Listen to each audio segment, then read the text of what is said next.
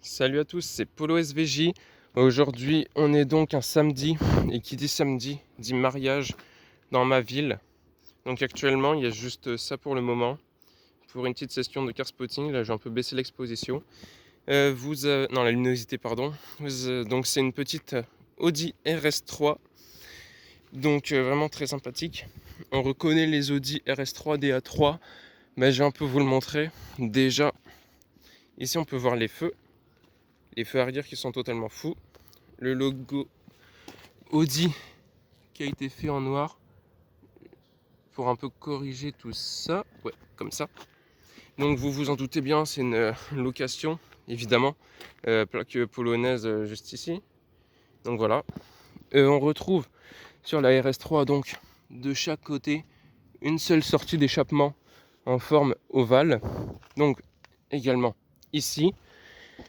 Donc on a aussi un rajout d'un petit béquet qui doit être sûrement en plastique et non en carbone, ou sinon peut-être en carbone peint. Au niveau des jantes, ça doit sûrement être du 20 ou 21 pouces. Donc vous le voyez comme ça, des jantes à quasiment 5 branches, ce qui est vraiment sympathique. Cependant, il n'y a pas les étriers RS sur les jantes justement qui sont à l'arrière. Donc là, je vais vous faire une petite vue de devant. Donc vous voyez vraiment, c'est un cadre de fou. On peut se baisser évidemment pour faire une petite présentation comme ça. En ce qui est des feux, ce sont bien évidemment les feux de la RS3. Donc juste ici, totalement magnifique, qui change de la Audi A3. Aussi un signe distinctif de la RS3 et non de la A3. On retrouve juste à l'avant, justement, je suis en train de montrer le freinage justement RS, marqué juste ici avec le logo de chez Audi. Je baisse un peu la luminosité, voilà. Et donc, comme dit, je vais pas forcément m'attarder plus que ça, parce que je pense que devrait y avoir du lourd qui arrive ou non. Donc voilà, je refais la mise au point pour vous donner ce petit point de vue sympathique.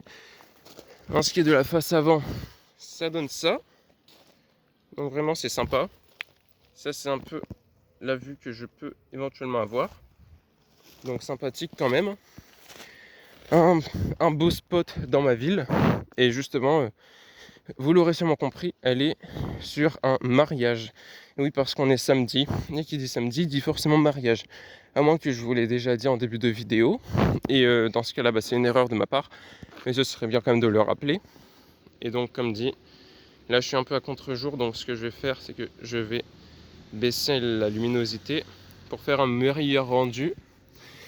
Donc voilà, petite présentation de la RS3 avec les feux que j'ai mentionnés au début. On notera également que l'intérieur est totalement fou. Enfin là on voit pas très bien. Mais il s'agit d'un volant en cuir ou alcantara avec surpiqûre verte et écriture RS en bas.